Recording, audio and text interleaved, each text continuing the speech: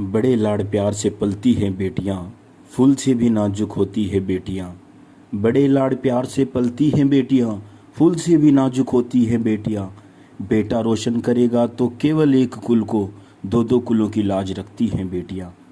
Hi guys, मेरा नाम पांडेश्वर पांडे। स्वागत करता हूं आप सभी का आज अपने इस यूट्यूब चैनल पर। और मैं आज आप लोगों के लिए लेके आया हूं एक छोटी सी कहानी जो हमें बड़ी से बड़ी सीख देकर जाती है। दोस्तों, कहानी इस प्रकार है। ये एक गरीब किसान होता है जिसकी दो बेटियां होती हैं। बदलते वक्त और समय के साथ दोनों बेटियां बड़ी हो जाती हैं। जैसे तैसे करके खुशी खुशी वो किसान अपनी दोनों बेटियों की शादी कर देता है।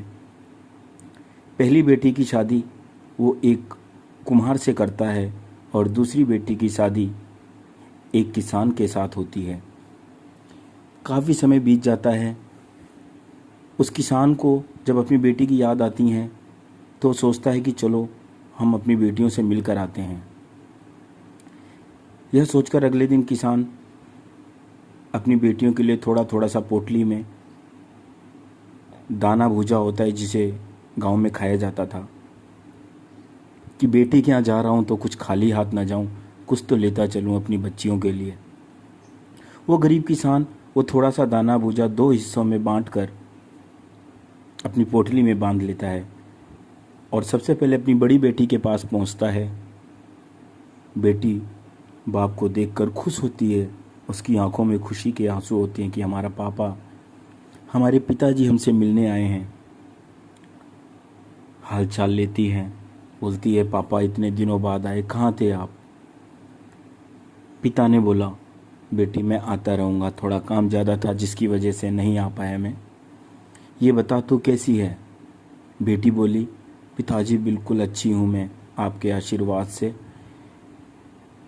इस बार हमने बहुत सारा सामान बनाया है और सुखाने के लिए रखा हुआ है। भगवान से प्रार्थना करना कि बारिश ना आए, क्योंकि अगर बारिश आई तो सारा का सारा जो बर्तन है वो भीगकर टूट जाएगा और हमारा नुकसान हो जाएगा। पिता ने बोला भगवान करे ऐसा ही हो।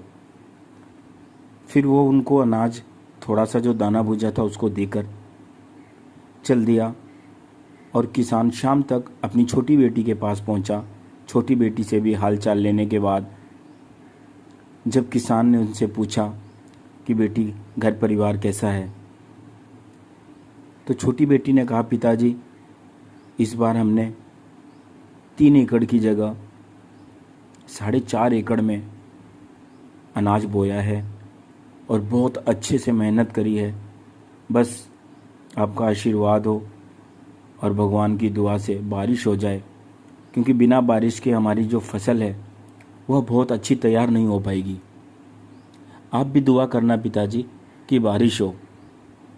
पिता ने बोला ठीक है बेटा, भगवान करे ऐसा ही हो। यह बोलकर वह किसान चला गया। लेकिन रास्ते में जाते जाते उसके मन में ये 2 प्रश्न उठ रहे थे कि कैसी विडंबना आ गई मेरे सामने कि अगर मैं बारिश होने की दुआ करता हूँ तो एक बेटी का नुकसान, और अगर मैं बारिश न होने की दुआ करता हूँ तो दूसरी बेटी का नुकसान होता है। लेकिन कहते हैं ना दोस्तों, बड़े बुजुर्ग अपनी ज़िंदगी की जितनी भी नॉलेज होती है, जितना भी ज्ञान होता है, वो हम लोगों को देकर जाते हैं। उस किसान ने दिमाग दौड़ाना शुरू किया और बहुत ही जल्दी उस समस्या का समाधान ढूंढ लिया। वो दोबारा अपनी बेटियों के पास आया। पहले बड़ी बेटी के पास गया। उसने बोला कि बेटी तुझसे एक वचन चाहता हूँ। बेटी बोली बोलो पिताजी, क्या चाहते हैं? आपकी बेटी हूँ मैं, जो आप बोलोगे मैं करूँगी। बेटी एक काम करना कि अगर बारिश ना हो और तुम्हारे बर्तन सूखकर बहुत अच्छे दामों में बिक जाएं तो तुम अपनी लाभ का आधा हिस्सा अपनी छोटी बहन के यहाँ भिजवा देना। बेटी बोली पिताजी बस इतनी सी बात? ठीक है, मैं ऐसा ही करूँगी।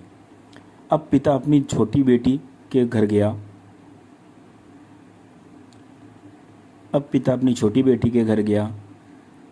और उस बेटी से जाकर बोलता है बेटी मुझे तुझसे एक वचन चाहिए।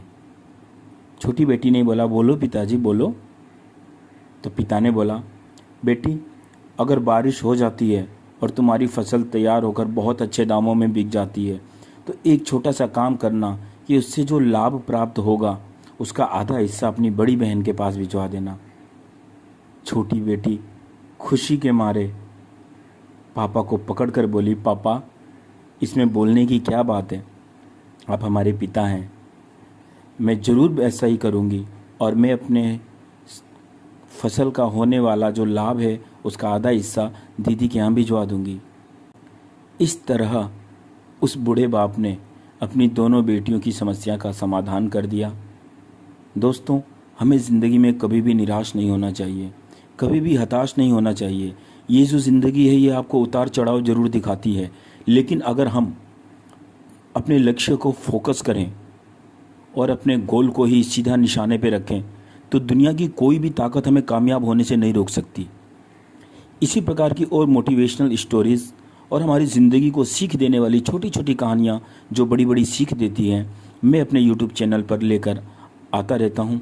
तो अगर आप हमारे चैनल पर नए हैं तो इस चैनल को सब्सक्राइब करें, और अगर जो वीडियो, कहानियाँ और हमारे भजन आपको अच्छे लगते हैं तो उसे लाइक और शेयर करना ना भूलें।